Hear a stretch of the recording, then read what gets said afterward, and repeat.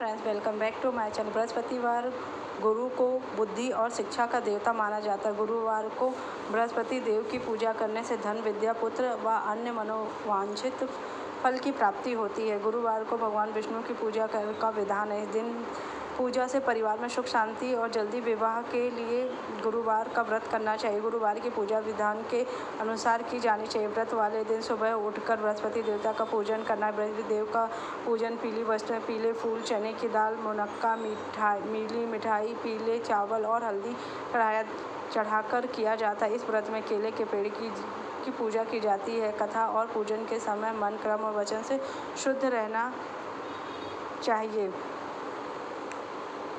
नहाने के पानी में हल्दी डालकर नहाएं और उसके बाद केले के पेड़ में भी हल्दी वाला जल रहे। केले की जड़ में चने की दाल और मुनक्का चढ़ाएं, साथ ही दीपक जलाएं, पेड़ की आरती उतारें। दिन में एक समय ही भोजन करें। खाने में चने की दाल या पीली चीज़ें खाएं, नमक ना खाएं। पीले वस्त्र पहने, पीले फलों का इस्तेमाल करें। पूजन के बाद भगवान बृहस्पति की कथा अवश्य सुननी चाहिए। प्राचीन काल की बात है, किसी राज्य में एक बड़ा प्रतापी और दानी राजा राज करता था। वह प्रत्येक गुरुवार को व्रत करता एवं भूखे और गरीबों को दान देकर पुण्य प्राप्त करता था, परंतु यह बात उनकी रानी को अच्छी नहीं लगती थी। वह ना तो व्रत करती थी, ना किसी को एक भी पैसा दान में देती थी और राजा को भी ऐसा करने से मना करती थी। एक समय की बात है कि राजा शिकार करने के लिए वन में चले गए।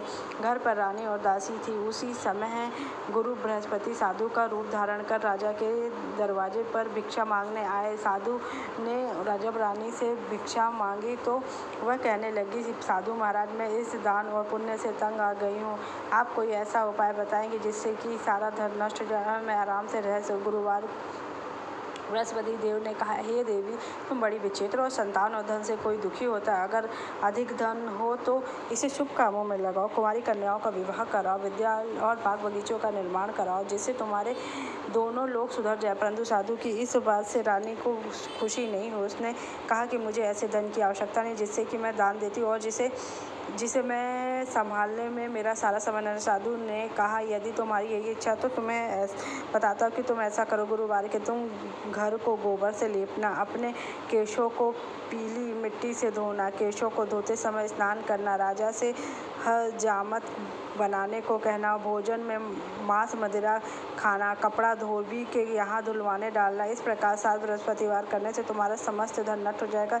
इतना कहकर साधु रूपी बृहस्पति अंतर ध्यान हो गए। साधु ने जो कहा था ऐसा ही उसने किया। गुरुवार के दिन तुम गोबर से घर लिपना। और साधु के अनुसार कई बातों को पूरा करते हुए रानी को केवल 3 बृहस्पतिवार बीते थे कि उसका समस्त धन संपत्ति नष्ट हो गई। भोजन के लिए राजा का परिवार तरसने लगा। तब एक दिन राजा ने रानी से बोला कि हे रानी, तुम यही रहो, मैं दूसरे देश को जाता हूँ, क्योंकि यहाँ पर सभी लोग मुझे जानते, इसलिए मैं कोई छोटा कार्य नहीं कर सकता। ऐसा कहकर राजा परदेश चला गया। वहाँ जाकर वह जंगल से लकड़ी काट कर लाता और शहर में बेच देता। इस तरह वह अपना जीवन व्यतीत करने लगा। इधर राजा के परदेश जाते रानी दासी दुखी रहने। एक बार जब रानी और दासी को 7 दिन तक बिना भोजन के रहना पड़ा तो रानी ने अपनी दासी से कहा, हे दासी, पास ही के नगर में मेरी बहन रहती है, वह बड़ी धनवान है, तो उसके पास जा और कुछ ले आ। ताकि थोड़ी बहुत गुचर बचर दासी रानी की बहन के पास चली गई।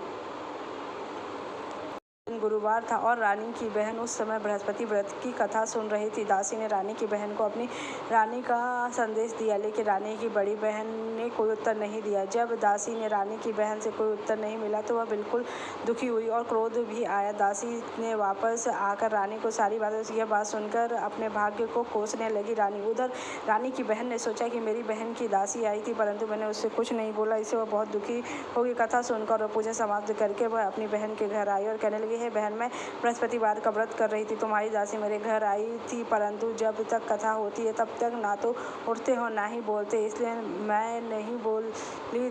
कहो दासी क्यों आई थी? रानी बोली, बहन, तुमसे क्या बताऊं, हमारे घर में खाने को अन्न नहीं है। ऐसा कहते कहते रानी की आंखें भर आई। उसने दासी समेत पिछले 7 दिनों से भूखे रहने तक की बात अपनी बहन को विस्तार पूर्वक सुना दी। बहन बोली, देखो बहन, भगवान बृहस्पति सबकी मनोकामना पूर्ण करते हैं। देखो, शायद तुम्हारे घर में भी अनाज रखा हो। पहले तो रानी को विश्वास नहीं हुआ, पर बहन के आग्रह करने पर अपनी दासी को अंदर भेजा तो उसे सचमुच अनाज से भरा एक घड़ा मिल गया। यह देखकर दासी को बड़ी हैरानी। दासी रानी से कहने लगी, हे रानी, जब हमको भोजन नहीं मिलता तो हम व्रत ही तो करते थे, इसलिए क्यों ना इससे व्रत और कथा की विधि पूछ ली जाए ताकि हम भी व्रत कर सकें।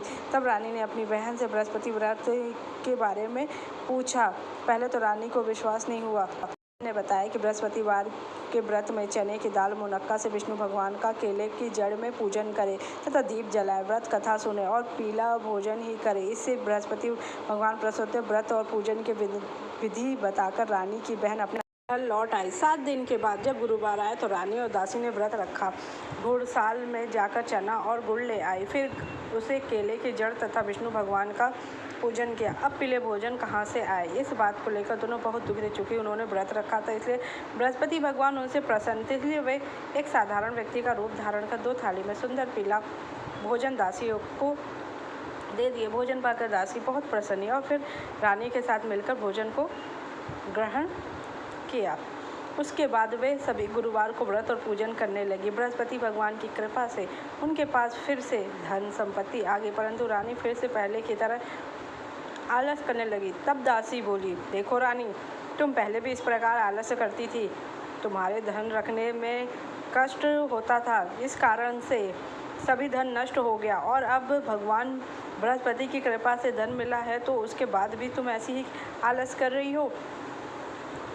रानी को समझाते हुए दासी कहती है कि बड़ी मुसीबतों के बाद हमारे पास धन आया, इसलिए हमें दान पुण्य करना चाहिए, भूखे मनुष्यों को भोजन कराना चाहिए, धन को सुयोग्य कार्यों में लगाना चाहिए, जिससे तुम्हारे कुल का वंश यश बढ़े, स्वर्ग की प्राप्ति और पवित्र प्रसन्न होवे।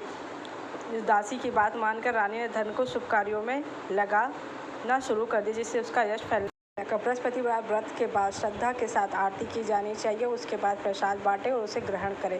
जो भी भगवान बृहस्पति की कथा सुनाता है उसकी भगवान बृहस्पति सभी मनोकामनाएं पूर्ण करते हैं। उसको पुत्र पौत्र धन रत्नों की प्राप्ति होती है और अखंड सौभाग्य मिलता है। अगर आपको मेरी जानकारी अच्छी लगी हो तो चैनल को लाइक या सब्सक्राइब करें। जय बृहस्पति भगवान।